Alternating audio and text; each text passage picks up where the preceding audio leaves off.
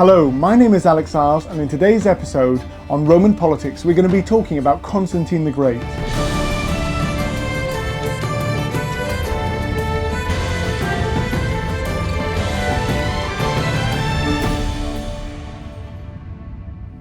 Welcome back. So in today's episode, as I mentioned, we're going to be talking about Constantine the Great, who is one of the most influential Roman emperors from the 5th century right the way through to the 15th century when the Roman Empire fell. And some of you straight away are going, Alex, the Roman Empire didn't fall in the 15th century, but I can promise you it really did. The Roman Empire was not a divided empire. When we talk about the Eastern and the Western Roman Empire, they were one state. And alongside this as well, the other thing to take into account is many people say, oh, well, it was the Byzantine Empire. It was a totally changed, different empire, different capital, all of that sort of stuff. It spoke Greek, that sort of thing. Well, empires change their language over time. Empires develop, they change politics. But the people who were actually ruling the Roman Empire in the East, the Eastern Empire, even after the fall of the West, the East continued on, and it still continued to follow on in the Roman traditions, the Roman politics. Everything that they did was based on the Roman system. And the reason why many people call them the Byzantine Empire is because that was created by historians at a later date to actually disqualify and actually undermine the Eastern Roman Empire because of the fact that there was the Holy Roman Empire in the West. And the Holy Roman Empire in the West wasn't actually a continuation of the Roman Empire. It was created by successor states of Western European states that were influenced by the Romans, but were not following on in the same institutions, political continuation, language, or things like that. Whereas the Eastern Empire did continue in that Roman tradition and just continue with the same traditions that had existed within the Roman Empire right the way through from the 1st century right the way through to the 15th century, when obviously it then collapsed when Constantinople was conquered by the Ottoman Turks. So that's a really important one to note right there, that when we think of the Romans, we should think of from the foundation of Rome in obviously the 8th century BC right the way through to the fall of Constantinople. And that is the Roman Empire. So I very much advocate for that. I am an advocate for the Eastern Empire just being the Roman Empire, rather than it being a case of the Byzantine Empire and the Western Roman Empire and all of that sort of stuff. Though I understand that some people may find that a bit contentious, get down into the comments, explain why. I'd love to know why. And if you haven't already done so, please do subscribe, because I really think you'll enjoy the content I produce on this channel. And going forwards, there's going to be way more content like this in the future. Now let's jump right in and do a quick introduction to Constantine the Great. So Constantine the Great was actually born in what is today Serbia, and his father was Constantius, and he was one of the Caesars of the Tetrarchy. So when we're talking about the Tetrarchy, I mentioned this in the last episode about Diocletian, the Roman Empire was split into quarters with 2 senior emperors called Augustuses and 2 junior emperors called Caesars. And his father was one of the Caesars and was responsible for 1/4 of the Roman Empire in the West. And when he was responsible for 1/4 of the Roman Empire in the West, he was focused on the Rhine frontier, on Britain, on Gaul, and on Spain. And so he had that substantial part of the empire under his command. Now, Constantine started off being educated in Diocletian's court, and that was obviously very, very important for him because, first of all, it meant he was educated in a very interesting and mixed background. He learnt underneath both Christian and pagan tutors. He would learn underneath Diocletian, who was obviously an incredibly important political leader at the time, and alongside this as well, he also served under Gallienus and fought against the Persians in 305. So he also had a military career alongside all of the education a young gentleman of the Roman Empire was to receive. So this is an incredibly important background to understand Constantine. In his writings, he remembered Diocletian's persecutions of the Christians in 302 AD, where the oracle of Apollo suggested for a universal persecution of the Christians, and that would obviously shape Constantine going forwards. The next massive milestone in his life would be in 305 AD, when both Diocletian and Maximian retired as Augustuses. Now, Diocletian was influenced by the fact that his health was failing, and so Maximian decided to retire alongside him, and then that would mean that the new Caesars would then be raised up to Augustuses. So Constantius and Gallienus were declared Augustuses. So when they were declared Augustuses, the crowd, apparently according to Roman historians, expected for Constantine and Maxentius, who was Maximinian's son, to be declared Caesars underneath the two Augustuses. But instead, Gallienus's nephews, Severus and Maxentius, were then declared as the next Caesars. And now this immediately puts Constantine in a great deal of danger, because why would Gallienus want to have another Augustus's son within his court? That's dangerous. He might be a rival to his adopted sons, his nephews, who would then, therefore he's trying to preserve and trying to protect within the empire. So because of this, the story goes is that Constantine got Gallienus drunk and constantly was asking him over and over again if he could please serve with his father in Britain.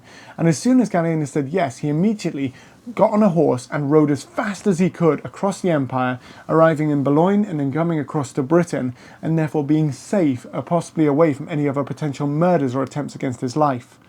When he's in Britain, he serves with his father fighting against the Picts in northern Britain, and then his father comes down to York and passes away.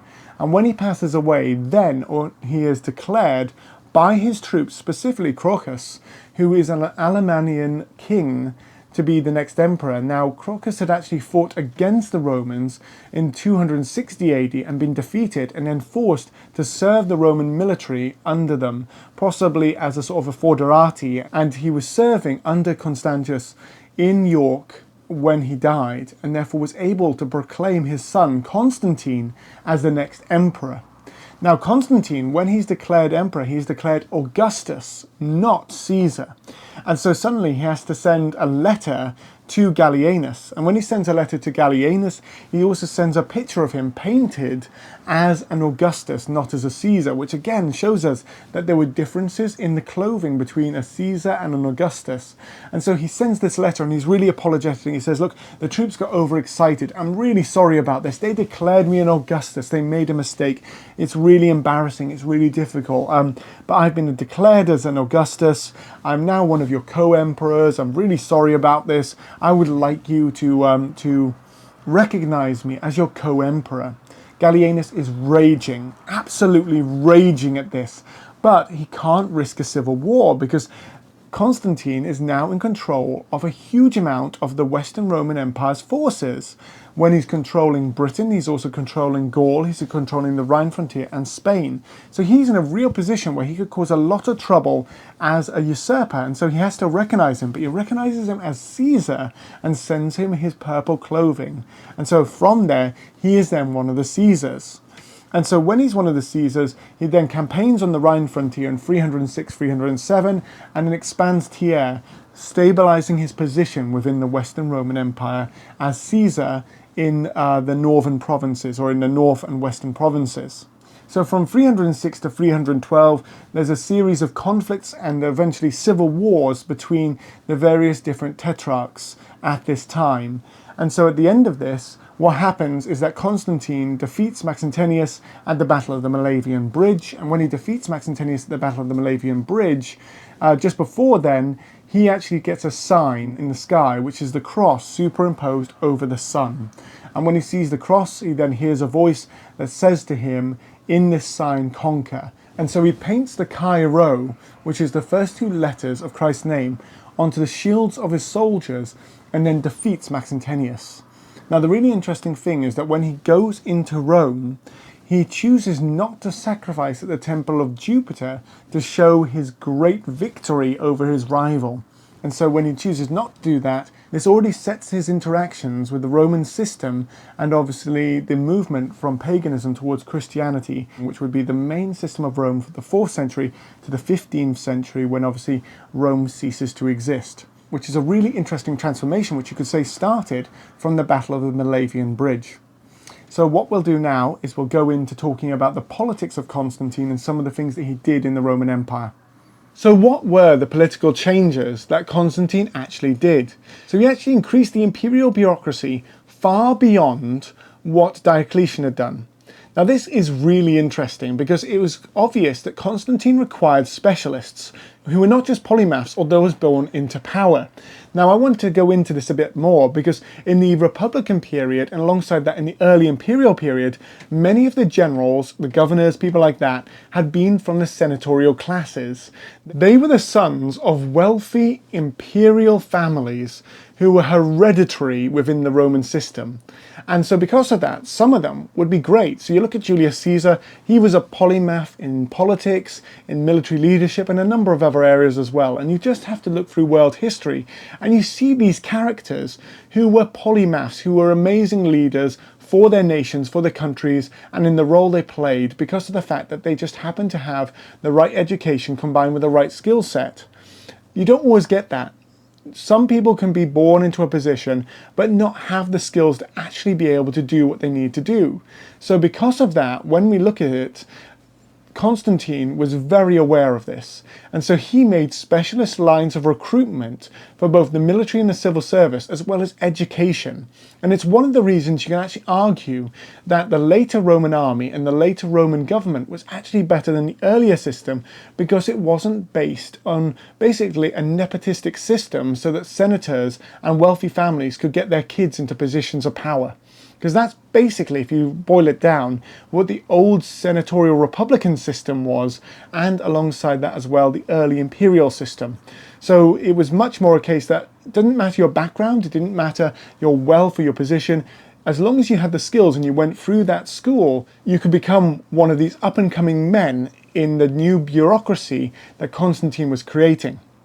He also built a new field army, and this was a large field army to deal with the constant threats the Roman army faced. So this was the creation of the comitatenses, and then on the frontiers you had the Repenses and the Limitani, and those were sort of frontier troops. But then in centralized locations, in cities, you would have the field army. And this field army, therefore, would be able to deal with the problems that were coming at the empire from all the different directions. And so it would be made of a corps of infantry and cavalry that would therefore be able to go out and face the battles. And as I've mentioned in my video on Hadrian's Wall and what type of border was Hadrian's Wall, the Romans often fought defense in depth. So the enemy would break through the frontier, it would then wear itself out coming through the frontiers, and then the main field army would come up and be able to fight and defeat incursions. Because when you look at the Roman army in the late Roman period, it actually was able to deal far more efficiently than the earlier army with incursions. And when it was dealing with incursions, it would win 90% of the time, and we only know about the great defeats because they're the ones that really caused problems to the empire in the later period. So that's what he did. He also created another type of force, and that force was called the pseudo-comitatenses, and we think that that basically was created from old legions. So legions were then used to create this new field army, which would become really important with the frontier system. He also created new generals as well, called the Magister Peditum and the Magister Equitum. So the Magister Peditum is the master of foot, and the Master of Equitum, the master of horses. And these were field generals who were responsible for leading these field armies, and they could quickly use their authority to gather together a number of troops to form field armies to deal with issues around the empire. So this was a new way of looking at the system. Rather than having a general who was in charge of a certain thing, these generals would instead have the ability to create these forces they needed to go forwards and fight against the problems that the Roman Empire was fighting at that particular time. Now, one of the accusations against Constantine was that he had barbarized the Roman army, and when he had barbarized the Roman army, he had a preference for Germanic troops. Now, this may be because of the fact that those Germanic troops had been some of the ones who had proclaimed him Emperor Augustus in the first place. And so he may have remembered that and put some of them into positions of power. And one of his leading generals was a guy called Bonitus, who was actually Germanic as well. But you have to also remember his power base was very much in the west, along the Rhine frontier, in Britain, in Gaul. So because of that, he probably was raising up troops who'd been involved in his initial campaigns against Maxentius and people like that, to then lead in other areas and become the core of his new field army. So that's likely what was going on. But on top of this as well, the Romans had recruited from peoples they had conquered for absolutely centuries. So it's not a surprise that actually there were quite a large number of Germanic troops within the Roman army at this period. And so that's one of the interesting ones right there, how at the time, the people who wanted to criticize him could then say, oh, you've barbarized the army, you've turned it into a load of Germans. But again, what is that? Is that actually just a legitimate complaint, or is it instead, someone feeling frustrated and angry at some of the changes that he's bringing in? Because remember, in every political system, nobody likes change, and that's one of the constants throughout history. Alongside the military reforms of Constantine, he also did monetary reforms, and inflation had broken wild. I mentioned that inflation had been bad since the time of Septimius Severus and even before that, but by Constantine's time it had really got out of control. To give you an idea, in 324, one solidus, his new gold coin, had been worth 4,250 old denarii. So by 337, one solidus was worth 250,000 old denarii. So you can see just within his reign, the amount of inflation going on was insane and was a huge problem for the whole of the Roman Empire. And so he created the solidus to try and help with inflation. There would be 72 solidus per pound of Roman gold. And so because of that, he would have a pound of Roman gold to be split into 72, and this would then form the basis of the economy. Now, to give you an idea, a Roman soldier would be paid 3 solidus a year. So that was their income. A mid-ranking senator during this period was paid between 1,000 to 1,500 solidus. So you can see the difference in wealth between those soldiers who were serving on the frontiers and the senators, who are basically ceremonial in their role, but still have a lot of wealth and money attached to them. But you can imagine private businessmen, wealthy individuals, and equestrians within the Roman Empire having way more money than that. But this new coin would then become the basis of the economy. Now, initially he only minted them in small scale until slightly later on, when he started to strip away the old pagan temples. And because of that, there was a huge amount of gold that rushed into the economy. And so because of that, he could then take away from non-Christian temples, non-Christian religious sites, melt down the gold inside there, and then start producing his soliduses, which would then spread out across the whole of the empire, and then would help to basically stabilize the Roman imperial mint, and also help with the inflation problems. He also, alongside this as well, did a buyback on gold. So certain taxes had to be paid in gold. So for instance, the taxes on food had to be paid in gold, and some of the taxes on estates also had to be paid in gold. So this shows how he was bringing gold back in so he could mint the coins and stabilize the economy for the Roman Empire. But as I mentioned with the inflation problem at the start, this was only a small-scale solution to a problem that was already running rampant within the imperial administration. So many people by this point were paying in kind, and in fact the soldiers themselves probably prized the payments in kind they received from the Roman state almost more than the coins they received. So even though their pay was worth a huge amount in contrast to, let's say, a peasant farmer, they probably enjoyed the food, the clothing, the weapons, and the other items they received from the Roman state in lieu of paying, because it has helped them to survive, whereas the coinage might not be worth half as much or even 100 times as much in the coming weeks afterwards due to the events that the Roman Empire could face. From the Battle of the Malavian Bridge onwards, Constantine was involved with Christianity. So some people put it down to his mother, Helena, that she actually helped him convert to Christianity, but he seems to have had a knowledge of Christianity. And in his early days, it may not have been as clear-cut that he was a fully practicing Christian as we would understand today, with an understanding of who Jesus was and all of those other things.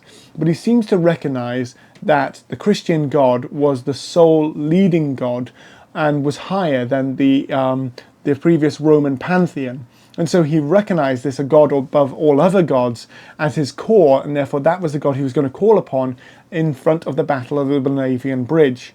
Over the course of his reign, though, he starts to become more and more interested in theological matters, as shown by stuff like the Council of Nicaea and his involvement in Christian theological debates. And so by the end of his reign, it's very clear that he is a Christian and he is working as a Christian.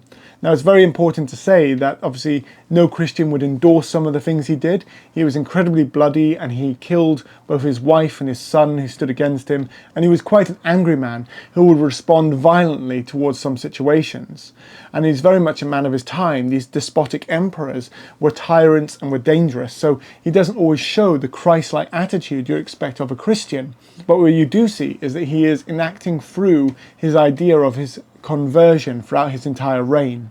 And because of this, he now uses Christians as his new men within his administration. He brings them through the administration, and you start seeing more and more Christians within his court, within his political systems, and all of the other things he's doing as well. So that therefore unshackles him from the old imperial system and moves him away from the powers of the Senate and the older families and many of the people who maybe were practicing pagans, and he can now move forwards with his new administration, his new bureaucracy, focused upon what he needs and those who will be loyal to the house of Constantine. So you can see a development over the course of his reign, with his beliefs developing and his understanding of the Christian theology developing, but also the benefits that can bring him with the loyalty to his own house from that point onwards. And that's clear as well with the way that the Pontifex Maximus title then changes, because he remains Pontifex Maximus, but what he changes is that he ceases to use a lot of the old pagan systems.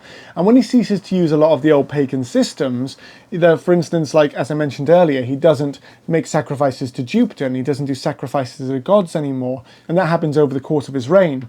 But alongside this as well, previous emperors would go to oracles, mystics and other individuals for prophecy, whereas he relied upon his bishops and their theological knowledge as well as their reliance and their prayer to the Christian God instead. So he would create new bishops, and those bishops in Rome, Cologne and other parts of the empire would become his core bishops who he would rely upon in those areas. Alongside this as well, he no longer recognized the emperor as a divine position, as someone who had the power of the gods upon themselves, but instead as God's representative on earth. And so with the title of Pontifex Maximus, he ceased to do the role of the sacrifices and the various other things that were required by the Roman imperial system of before, but instead now as the God's representative on earth, as the emperor who was going to bring God's will into effect. So there was a transformation in the way the emperor interacted with the divine from the old Roman pagan system to now the Christian system, that transformation there. And that had a big effect on the way the Roman Empire would run going forwards from now on. Finally, Constantine created his new Rome, his new city named after himself. And Constantinople therefore meant he could then transform and shape the way the Roman Empire would go forwards. Again, many historians now see this as a breakaway between the old Roman Empire, and therefore that undermines the argument for the Eastern Roman Empire or the Byzantine Roman Empire, because Rome had been turned away from. Rome was no longer the core city of the empire, but instead was now usurped by Constantinople. I would argue that Diocletian did that with the 4 regional capitals beforehand, and so a pagan Roman Empire had done that even before you get to Constantine. And so because of this, Constantinople's effect was maybe slightly less, but this was the new capital city in the east. He stripped many cities of their wealth, their power, their marble, other decorations, and he brought them and he built his new Constantinople, his new Rome, which would become the centre of the empire right the way through to the 15th century. And so this was a huge and important city that meant that he could now shape it in his own desires, his own wishes, his new administration, and he created his own senate with 300 senators who were made men and loyal to the new Constantinian dynasty. And so these made men didn't come necessarily from old senatorial backgrounds. They were wealthy, but many of them were chosen instead because of their role and their loyalty to the Constantinian dynasty, and they would become wealthy and powerful and influential within his new system. But their power and authority would be much less than the senators of the Republican period and of the early Roman Empire.